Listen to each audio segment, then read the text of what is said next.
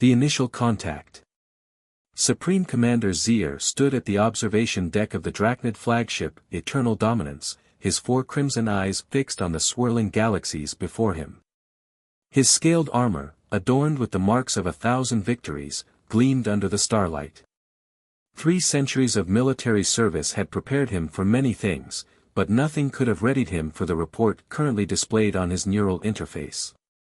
The Drachnid Empire had ruled the known galaxy for 15 millennia, their supremacy unchallenged. They evolved on Dror, a planet with triple Earth's gravity, corrosive atmosphere, and wildlife that would give nightmares to your nightmares. The Drades had adapted to become the perfect survivors, processing most toxins, withstanding crushing pressures, and possessing multiple redundant organs that kept them fighting long after most species would have surrendered to death. When they reached the stars, they found a galaxy full of what they considered fragile creatures.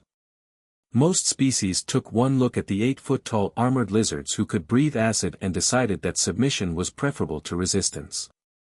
The Drades hadn't even needed to conquer anyone, their mere presence was enough. Until now.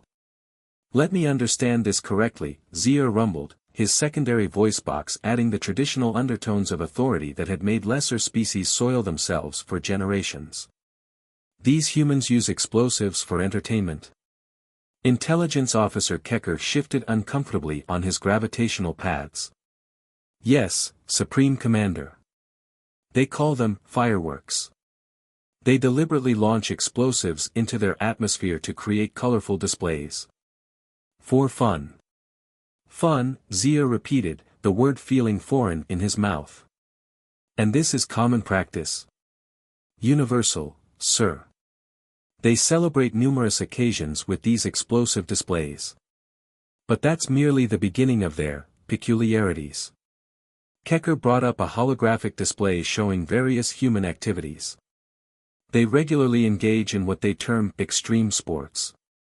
This involves deliberately putting themselves in dangerous situations for entertainment.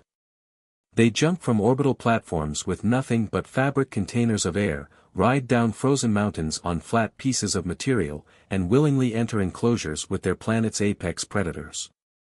Zier's secondary heart skipped a beat. These must be their warrior caste, surely. No, Supreme Commander. These are their civilians. For recreation. The great Drade commander's scales shifted through colors indicating deep thought and mild existential crisis. Throughout their history, the Drades had encountered hundreds of species. Some were physically strong but mentally weak, others brilliant but fragile. None had ever matched the Drades' combination of physical prowess and survival capabilities. Until now. The reports had started trickling in 3 solar cycles ago when human ships first achieved faster-than-light travel. Initially, the Drachnid Empire had dismissed them as yet another species that would quickly pledge allegiance once they realized what lurked in the cosmic depths. But as more information came in, it became clear that these humans were different. They had evolved on a planet that made Dror look like a luxury resort. Earth, as they called it, tried to kill them in new and creative ways every day. Instead of merely surviving, they had apparently decided to turn everything into a sport. Show me their military capabilities, Zier commanded, dreading what he might learn. Kecker brought up another hologram, this one showing human warfare throughout their history. They've developed weapons that could crack planets, sir. But that's not what makes them dangerous. It's their adaptability.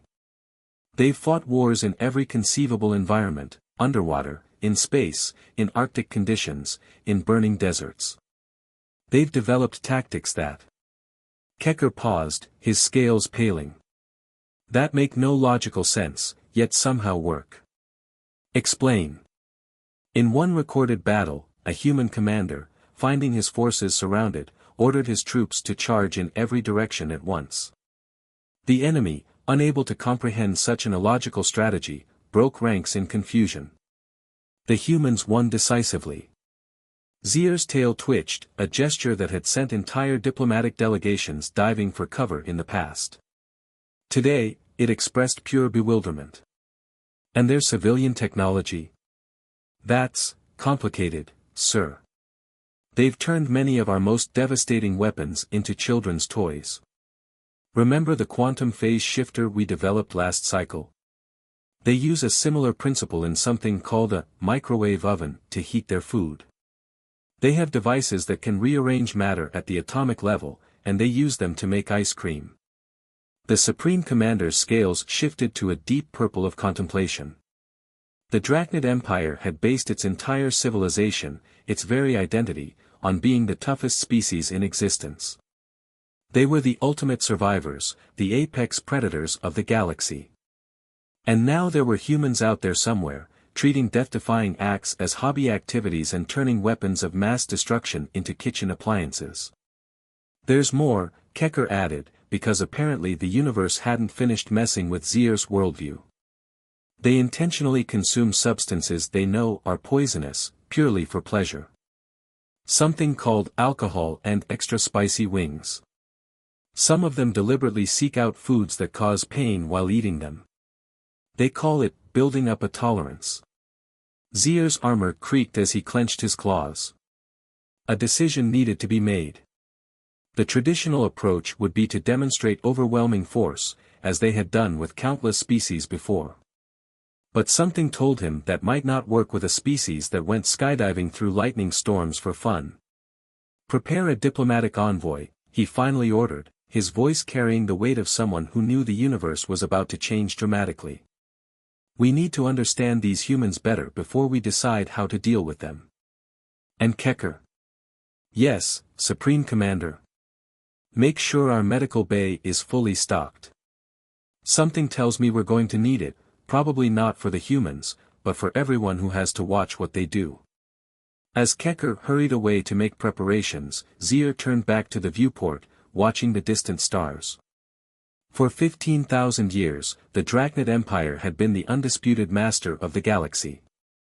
Now, for the first time, they faced a species that might not only match them but possibly surpass them, not through superior technology or military might, but through sheer, incomprehensible audacity. The upcoming diplomatic mission would either forge the greatest alliance the galaxy had ever seen or spark a war that would redefine the meaning of chaos. Given what he'd learned about humans so far, Zier suspected it might somehow manage to do both simultaneously. He activated his neural interface and began composing a message to the High Council. How exactly does one explain to the supreme rulers of the galaxy that their newest potential rivals consider wrestling with apex predators a reasonable weekend activity? As he drafted the message, a new report flashed across his vision. Humans had just established their first colony on a world that the Drades had classified as absolutely uninhabitable due to its extreme conditions. They were calling it a luxury resort destination. Zier's scales shifted to a color that hadn't been seen on a Drade in generations, resignation tinged with admiration. The galaxy was about to become a much more interesting place. Diplomatic chaos. Ambassador Neoxifak had spent 2 solar cycles preparing for this diplomatic meeting. The Drachnid Empire's most experienced negotiator had studied every scrap of intelligence about humans, undergone specialized training in their customs, and even attempted to consume something called hot sauce to understand their tolerance for caustic substances. That last experiment had put him in the medical bay for 3 days. Yet nothing could have prepared him for the actual reality of meeting humans face to face. The diplomatic summit was being held aboard the Celestial Nexus, a sprawling space station specifically designed for interspecies negotiations. The station's observation dome offered a breathtaking view of a nearby nebula, its swirling purple and gold clouds providing a majestic backdrop for what was supposed to be a carefully choreographed display of Drachnid superiority. Instead, the humans had arrived early, by climbing through a maintenance shaft because, as they explained, the route looked more interesting. I must protest, Neoxifak said, his scales shifting to a formal shade of azure as he addressed Ambassador Sarah Chen, the human diplomatic lead. That shaft contained enough radiation to kill most species. Oh, was that what that tingling sensation was? Chen grinned, brushing some radioactive dust off her shoulder. Reminded me of this great little tanning salon back in New Phoenix. Though the rays there are a bit spicier. The Drade security team exchanged glances that clearly said, "We don't get paid enough for this." Their supposedly impenetrable security systems, designed to keep the most dangerous assassins at bay, had apparently provided humans with what they considered an entertaining shortcut. Things only got more bizarre when they finally sat down for the formal negotiations. The human delegation had requested refreshments, which was standard protocol. What wasn't standard was their reaction to the Drachnid ceremonial greeting drink, a corrosive substance that proved one's worth by not immediately dissolving their digestive system. "Oh, this is fantastic!" Chen exclaimed after taking a sip. "Reminds me of this great little hot sauce place back in Texas, though it could use a bit more kick. Anyone got some wasabi?" Neoxifac's translator must have been malfunctioning. The drink was capable of melting through standard starship hull plating. Ambassador Chen, he tried to regain some semblance of control over the situation. "Perhaps we should discuss the terms of humanity's submission to the Drachnid Empire?" The human nearly spat out her drink, but not from fear or the corrosive liquid. She was laughing. "Oh man, you're serious? That's adorable. Look, we were thinking more along the lines of a mutual defense pact. You guys seem pretty tough, and we could always use more friends for our weekend extreme sports leagues." Before Neoxifac could process this response, Chen pulled out what appeared to be a data pad and started showing them pictures. "This is from last weekend's base jumping from orbit competition. And here's the annual volcano surfing championship. We had to disqualify Jeff because he used heat-resistant gear, which is totally against regulation. Oh, and this is my daughter's 6th birthday party at the deep-sea predator petting zoo." One of the junior Drade diplomats fainted. "Speaking of sports," Chen continued, oblivious to the chaos she was causing, "we noticed you guys have enhanced strength and dense bone structure. Ever tried rugby? We're always looking for new teams for the Interstellar League." The meeting reached its crescendo when the station's artificial gravity suddenly failed. While the Drachnid delegation scrambled for their gravity stabilizers, the humans just looked mildly amused. 0G. Awesome. Chen did a perfect backflip in the air. "Anyone up for some impromptu space volleyball? We usually play with the magnetic fields on, but this is fine too." Neoxifac watched in dismay as his carefully planned diplomatic meeting devolved into what the humans called a pickup game in zero gravity. The worst part wasn't even that they were treating a life-threatening situation as entertainment, it was that they were really good at it. "Perhaps," Neoxifac managed to say while clinging to his hover chair, "we should discuss more serious matters. For instance, our military capabilities dash." "Oh right." Chen interrupted, executing a perfect 0G spin. "That reminds me, we noticed some design flaws in your quantum torpedo guidance systems. Our kids' robotics club came up with some improvements while they were reverse engineering them for their science fair project. We'd be happy to share the upgrades." The Drade ambassador's scales shifted through several colors not previously known to exist. "You gave our most advanced weapons technology to children? For a science fair?" "Well, yeah. Little Timmy won first place. Though honestly, the kid who made a functioning black hole in a jar probably should have won. But the judges felt it was too derivative of last year's winning project."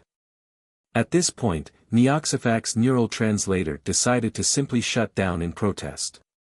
The device, capable of processing over 10,000 languages, had apparently encountered concepts it refused to translate. The situation deteriorated further when the human delegation suggested spicing things up by deactivating the station's radiation shields, just to see what happens. 3 more Drade diplomats fainted, and the security team began seriously contemplating career changes. As the chaos unfolded, a message from Supreme Commander Zier flashed across Neoxifac's neural interface. "How are the negotiations proceeding?" The ambassador stared at the humans, now organizing what they called a space parkour competition, using the station's external maintenance drones, and realized he had no idea how to explain this in his report. "Supreme Commander, he finally responded, "I regret to inform you that traditional diplomatic protocols may be inadequate for this situation. The humans appear to be operating on a level of reality that our civilization is not equipped to comprehend." "Explain," came the terse reply. "Sir, they just suggested we should host the next diplomatic summit inside an active stellar core because, and I quote, the ambience would be lit." There was a long pause before Zier's response arrived. "Are they serious?" "That's the most terrifying part, sir. I don't think even they know anymore." Meanwhile, Ambassador Chen had somehow convinced half the security team to join what she called a friendly game of extreme tag through the station's plasma conduits. The other half of the security team was busy taking notes on how to improve their containment protocols, though Neoxafac suspected those improvements would be pointless against a species that treated lethal danger as a minor inconvenience. "Oh hey," Chen called out, now hanging upside down from a support beam, "we brought some snacks from Earth. Anyone want to try something called Carolina Reaper peppers? Fair warning, they're pretty mild by human standards." The medical bay, already struggling to handle the wave of fainted Drades, sent an urgent message requesting hazmat suits and emergency stomach pumps. As Neoxafac watched his carefully planned diplomatic summit descend into what humans might call an awesome party, he couldn't help but wonder if the galaxy was ready for this. The Drachnid Empire had spent millennia preparing for every possible threat, invasion, rebellion, even cosmic disasters. But nothing had prepared them for humans who treated the universe's deadliest environments as tourist destinations and transformed weapons of mass destruction into educational toys. "Ambassador Chen," he said, trying one last time to salvage some semblance of formal diplomacy, "surely you understand that the Drachnid Empire cannot be seen as weak. We have a reputation to maintain." Chen, now teaching some junior diplomats how to juggle plasma containment spheres, smiled sympathetically. "Who said anything about weak? We think you guys are incredible. That's why we want to be friends. Just imagine, our species could organize the most extreme sporting events the galaxy has ever seen." As if to emphasize her point, the station's warning systems began blaring, announcing multiple containment breaches, unauthorized modifications to critical systems, and what appeared to be an impromptu reactor core surfing competition. "Should we do something about that?" Neoxafac asked weakly. "Nah, it's fine," Chen waved dismissively. "Your reactor's actually running 50% more efficiently now. Our engineering intern got bored during the break and made some adjustments. By the way, want to see something cool?" Before anyone could stop her, she pulled out what appeared to be a small fusion reactor core and began casually juggling it. "Found this in your weapon storage. Makes a great hand warmer." That was the moment Neoxafac realized that the galaxy as they knew it was never going to be the same. The Drachnid Empire had finally met its match, not in warfare or technology, but in a species so casually comfortable with chaos that they made the most dangerous empire in history look positively cautious by comparison. As he watched the humans organize what they called a small get-together, which somehow involved rerouting several star lanes for better party lighting, Neoxafac began drafting what would surely be the strangest diplomatic report in the Empire's history. He just hoped the High Council was sitting down when they read it. Preferably in a reinforced bunker, with plenty of medical support nearby. Cultural exchange crisis. Fleet Commander Vectorix stood in the command center of the Drachnid Military Academy, his scales shifting between shades of disbelief and resignation as he watched the joint training exercise unfold on the holographic displays. When Supreme Commander Zier had ordered the integration of human military advisors into their training program, Vectorix had expected challenges. What he hadn't expected was complete chaos dressed up as methodology. "Could you please explain," he asked Lieutenant Maria Rodriguez, his assigned human advisor, "why your trainees are approaching the combat simulation backwards while singing something called Sweet Caroline?" "Team building exercise," Rodriguez replied cheerfully, munching on what she had called a ghost pepper, a earth vegetation that had previously been classified as a chemical weapon by 3 different alien species. Nothing builds unit cohesion like shared suffering and terrible karaoke. The simulation was supposed to be impossible. It had been designed to teach young Drades the futility of certain combat scenarios, encouraging them to recognize when tactical retreat was the only viable option. The humans had somehow turned it into what they called a party game. But they're violating every principle of tactical warfare. Vectorix protested. Exactly. Rodriguez grinned. The enemy can't predict your tactics if they don't make any sense. We call it tactical chaos theory, though honestly, that's just a fancy name we made up to make it sound official in reports. On the display, the human trainees had now formed what they called a conga line through the simulation's minefield. Somehow, their erratic movement pattern was causing the automated defense systems to short-circuit as they tried to calculate targeting solutions. This is not how war is conducted, Vectorix muttered. War. Rodriguez raised an eyebrow. Oh no, this is just Tuesday practice. Wait until you see what we do for actual combat training. Speaking of which, how do you feel about volcanoes?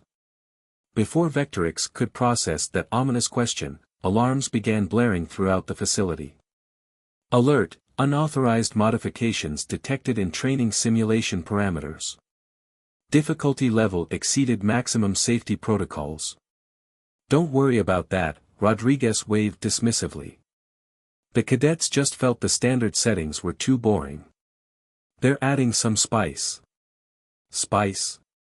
Vectorix's scales paled as he watched the simulation's environment transform into what appeared to be a combination of an active supernova, a black hole's event horizon, and something the humans called a disco party.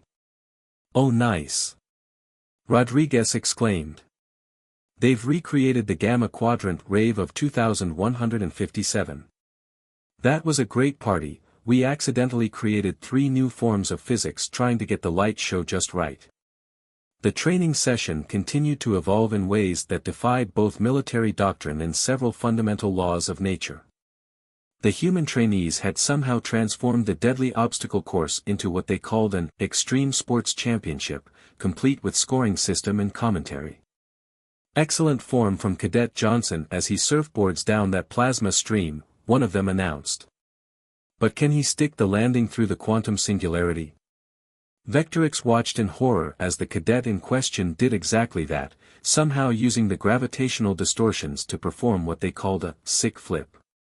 This is not how we train warriors, he finally exploded.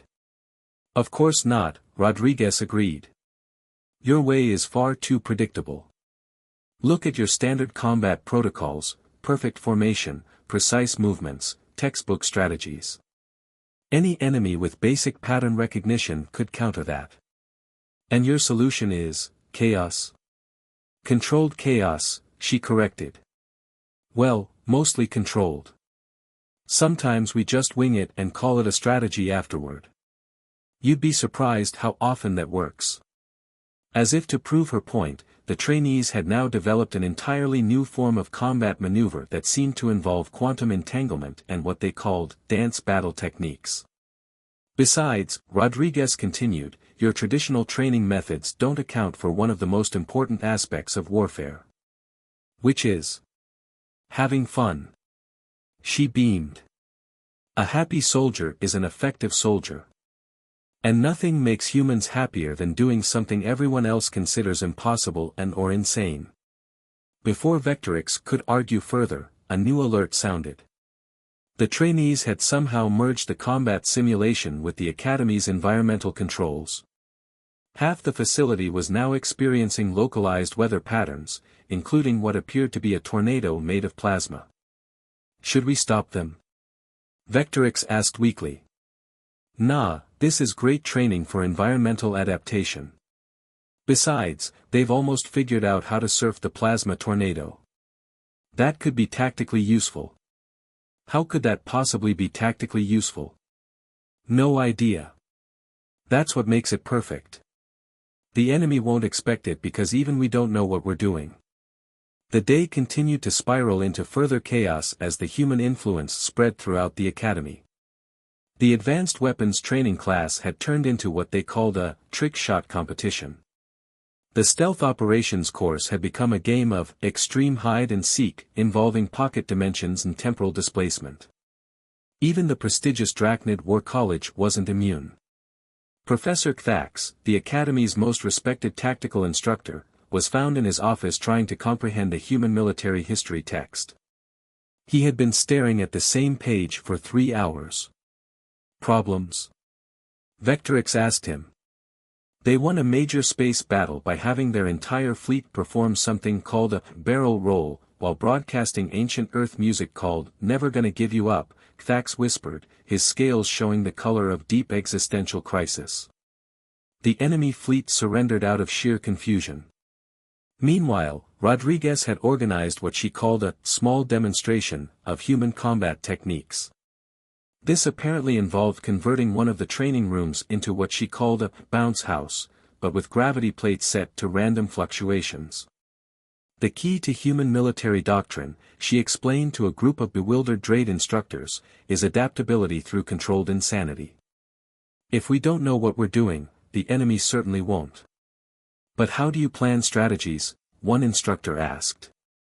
Oh, we plan extensively, Rodriguez assured them. We just make sure to include enough chaos variables to keep things interesting.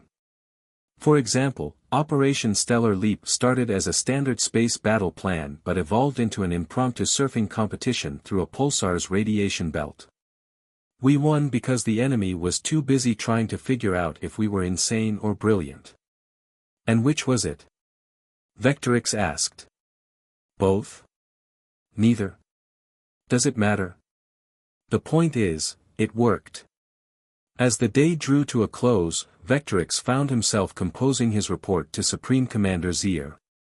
How does one explain that the most elite military academy in the galaxy had been transformed into what humans called a party zone with extra explosions? The worst part wasn't even the chaos, it was that the humans' methods were showing results.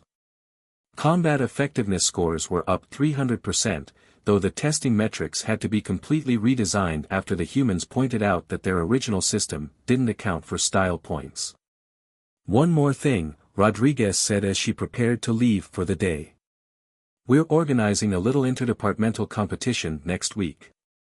How do you feel about combining your zero-gravity combat training with something we call paintball? The color drained from Vectorix's scales. What's paintball? Oh, you'll love it. It's like regular combat training but with more colors and laughing. We're thinking of adding some minor antimatter charges to make it interesting.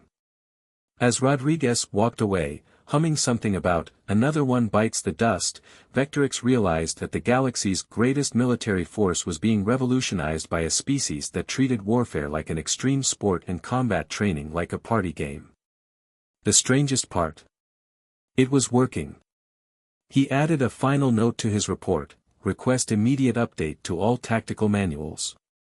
Current doctrine fails to account for humans' ability to weaponize fun. Somewhere in the background, an explosion was followed by cheering and someone shouting, best training ever. The galaxy would never be the same. Crisis point. Supreme Commander Zier had experienced many crises during his centuries of service, but none quite like this. The massive holographic display in the Eternal Dominance's war room showed a situation that should have been catastrophic.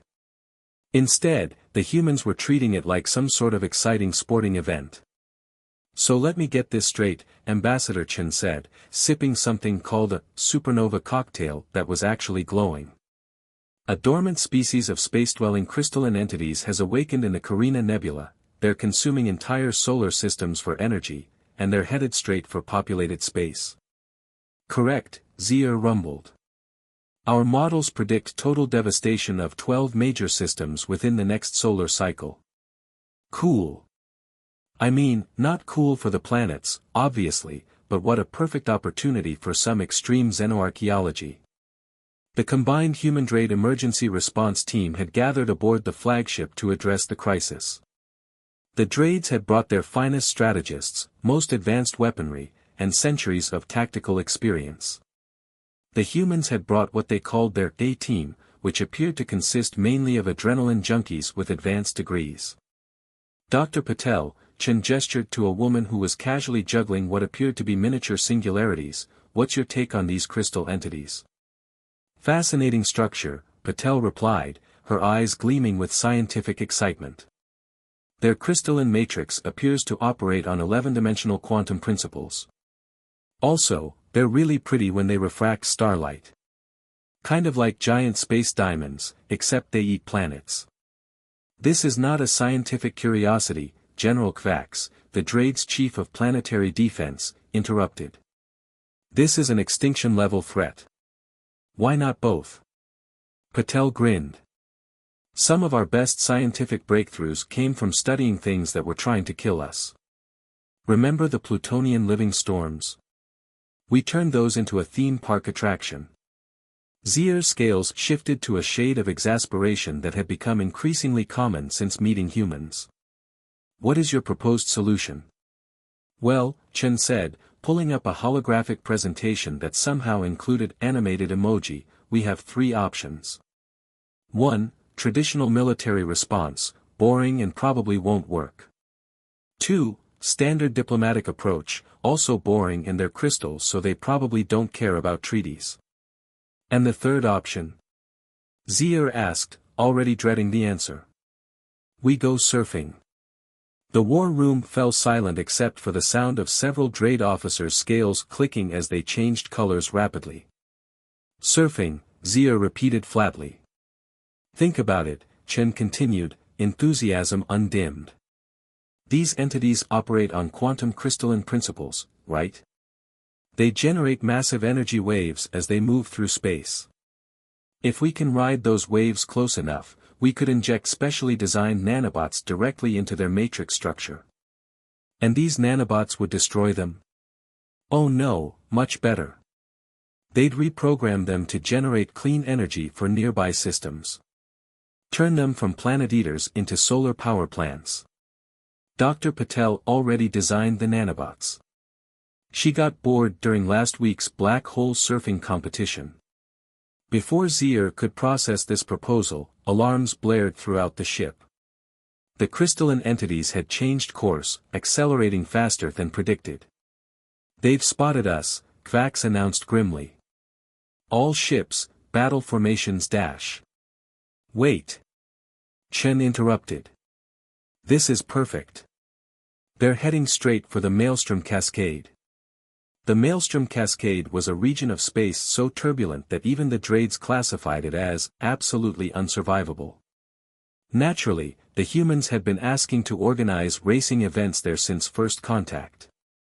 We can use the Cascade's gravitational distortions to amplify our approach speed, Patel explained, already making modifications to what looked suspiciously like a standard surfboard covered in quantum technology. The energy waves will be at least 12 times more intense. It'll be epic. You want to surf through a spatial anomaly that tears ships apart, Zier clarified, to get closer to crystalline entities that eat planets, in order to inject them with experimental nanobots. Exactly. Chen beamed. Though when you say it like that, it sounds almost dangerous. What followed was perhaps the strangest military operation in galactic history. The combined fleet approached the Maelstrom Cascade, with Drade ships providing what they called tactical support and what the humans called an awesome light show. The human team, led by Chen and Patel, launched their modified quantum surfboards into the chaos. They were wearing what appeared to be standard spacesuits, except these had been decorated with flame decals and speakers playing something called classic surf rock. This is scientifically and tactically unprecedented, Kvax muttered, watching the humans navigate gravitational waves that should have torn them apart. I know, right? Chen's voice came over the comm, somehow maintaining its cheerful tone while surfing through what amounted to the galaxy's most dangerous blender. We should organize competitions here after we're done. The waves are amazing. The crystalline entities, perhaps as confused by this approach as the Drades were, actually paused their advance to observe the tiny beings surfing through spacetime itself. Now this, Patel called out, executing what she called a totally radical maneuver through a temporal eddy, is proper science. Look at those quantum fluctuations. The readings are off the charts. The Drades watched in a mixture of horror and amazement as the human team essentially turned an extinction-level crisis into what they called the ultimate extreme sports challenge. They surfed through conditions that violated several laws of physics, deployed highly experimental technology with casual disregard for standard safety protocols, and somehow managed to treat the whole thing like a day at the beach. Most surprisingly, it worked. The nanobots were successfully delivered, transforming the crystalline entities from planet-destroying threats into what the humans immediately dubbed cosmic mood lighting. The creatures now orbited stable stars, converting excess energy into usable power for nearby systems. See, Chen said during the debriefing, still wearing her surfing suit covered in spatial anomaly residue. Sometimes the best solution is to just ride the wave and see what happens. This defies all conventional military doctrine, Kvak stated. Conventional military doctrine doesn't account for style points, Patel replied, already working on modifications to her quantum surfboard. Besides, we solved the crisis and found a new extreme sport location. I call that a win-win. Zier, watching the newly reformed crystalline entities casting prismatic lights across space, realized that the galaxy had fundamentally changed. The Drades had always approached problems with careful planning and overwhelming force. The humans, well, they approached everything like it was a chance to try something new and preferably dangerous. Ambassador Chen, he said finally, your methods are awesome, radical, totally tubular, concerning, he finished, but undeniably effective. That's us. Chen grinned. By the way, we're organizing a zero-gravity volleyball tournament next week. The court is going to be inside the chronosphere of that nearby star. Want to join? We'll provide sunscreen. As Zier watched his officers actually considering this insane proposal, he realized that the greatest threat to the Drachnid Empire hadn't been the crystalline entities at all. It was the gradual realization that maybe, just maybe, the humans were onto something with their work hard, play harder philosophy. The galaxy would never be the same, but perhaps that wasn't such a bad thing after all. Though he did make a mental note to update the Empire's insurance policies. They were definitely going to need better coverage. A new galactic order. 1 year after the Crystal Entity Crisis, Supreme Commander Zier stood in the newly constructed Galactic Cooperation Center, a massive space station that somehow combined Drachnid military precision with human entertainment value. The main chamber, designed to host the first-ever Galactic Cultural Exchange Festival, featured both reinforced quantum shielding and what the humans called a totally awesome light show. Quite a change from a year ago, Ambassador Chen remarked, appearing beside him in what appeared to be formal diplomatic attire, though Zier noticed she was wearing gravity-defying boots beneath her ceremonial robes. Remember when you thought we'd submit to the Empire? I remember when we thought we understood how the galaxy worked, Zier replied, his scales shifting to a contemplative blue. We were wrong about many things. Below them, the festival was in full swing. Drade warriors were learning human, extreme sports, while human scientists collaborated with Drade engineers to create what they called even more extreme sports. Several younger Drades had formed a rock band with human musicians, creating what they called quantum metal, music that literally altered local physics when played. Did you see the new joint military training program? Chen asked, gesturing to a holographic display showing the first graduating class of the Combined Forces Academy. I particularly like how they've merged Drade tactical precision with human creative chaos. The display showed training exercises that would have been considered impossible a year ago. Drade battle formations now incorporated what humans called freestyle maneuvers, while human chaos tactics had been refined with Drade strategic planning. The result was a fighting force that was both precisely coordinated and completely unpredictable. The other species are still adjusting, Zier noted, watching representatives from various galactic civilizations trying to process the sight of Drade warriors participating in something called a zero-G breakdance battle. Change is good for them, Chen grinned. Speaking of which, how's the new entertainment district on Dror coming along? Zier's scales flickered with what might have been embarrassment. The Drade's homeworld, once known only as a death world that spawned the galaxy's toughest warriors, now hosted what humans called the most extreme adventure parks in the known universe. Turns out, conditions that the Drades considered normal made for what humans called epic thrills. The volcanic bungee jumping facility is particularly popular, he admitted. Though I still don't understand why humans pay to experience near-death situations. That's because you're thinking about it wrong, Chen explained, snagging a drink that was literally on fire from a passing serverbot. We're not paying for near-death experiences. We're paying for life experiences. The near-death part is just spicy bonus content. Above them, through the station's transparent dome, a group of human and Drade pilots were performing what they called synchronized stellar acrobatics, dangerously close to a pulsar. A year ago, this would have been considered a serious security breach. Now it was just another Tuesday. The High Council's latest report suggests that galactic productivity has increased by 300% since our species began cooperating, Zier said, watching a young Drade attempt something called a cosmic kickflip on a quantum-enhanced skateboard. Amazing what happens when you make work fun, isn't it? Chen replied. Though I have to admit, even I was surprised when your scientists started adding recreational features to their doomsday weapons. That had been an interesting development. The Drade's most devastating weapons had been modified to include what humans called trick shot modes and style points. Somehow, this had made them both more effective and less likely to be used, as everyone was too busy trying to master the tricks. The galaxy is changing, Zier observed, his scales shifting through patterns that indicated both concern and excitement. Some would say too quickly.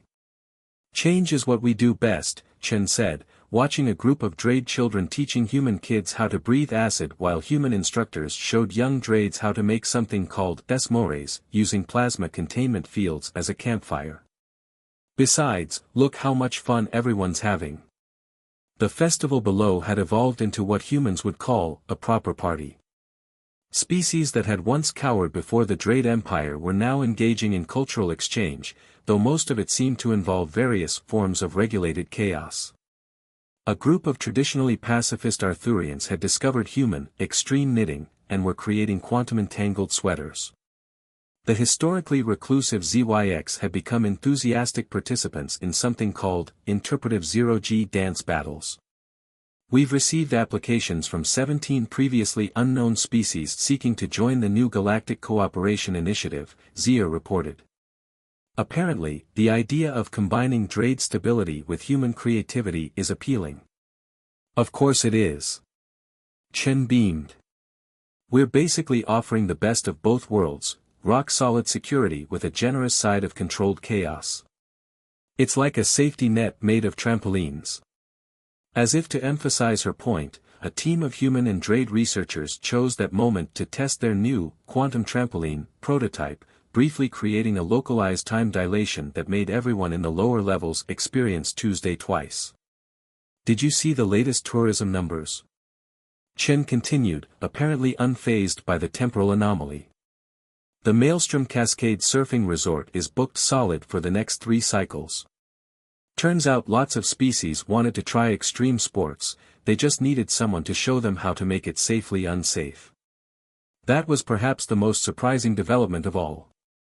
The Drachnid Empire, once feared across the galaxy, had become known as much for its entertainment venues as its military might. Their fearsome reputation hadn't diminished, if anything, it had grown. But now it was tempered with what humans called awesome vibes.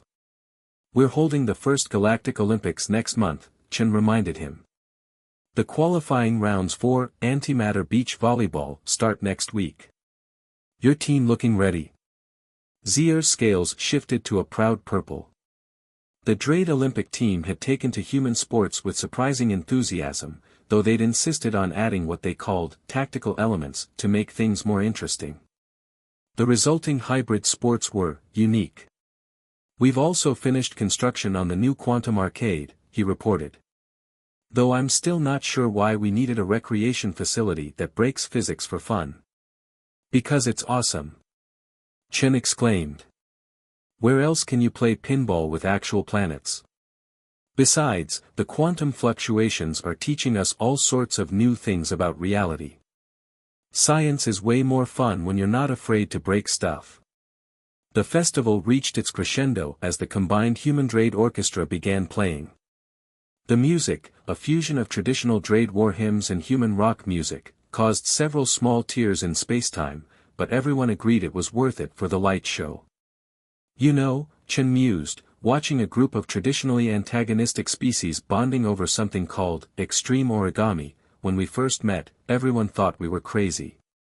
"You are crazy," Zier stated flatly, his scales showing the now familiar pattern of fond exasperation. "You turned the most feared empire in galactic history into the universe's biggest adventure park. And you love it," Chen grinned. "Admit it, life's more fun when you stop worrying about being scary all the time and start focusing on being awesome instead." Looking out over the festival, watching species that had once trembled before the Drade Empire now enthusiastically participating in what humans called the biggest party in the galaxy, Zier had to admit she had a point. The Drades hadn't lost their position as the galaxy's most formidable civilization. If anything, they were more powerful than ever. But now their strength was tempered with joy, their precision balanced with creativity, their fearsome reputation enhanced by their newfound ability to have fun. "The universe is vast and full of wonders," Zier said, quoting an ancient Drade proverb. "Yeah," Chen agreed, watching a team of mixed species attempting to surf a quantum wave through the buffet line, "and now we're adding more wonders of our own. Want to help me test the new zero-G waterslide? It only breaks 3 laws of physics this time." As Zier found himself actually considering the offer, he realized that perhaps this was the true power of humanity, not their ability to survive death worlds or treat danger as entertainment, but their talent for making everyone else want to join in the fun. The galaxy would never be the same, and that was exactly the point. After all, what good is ruling the universe if you can't enjoy it?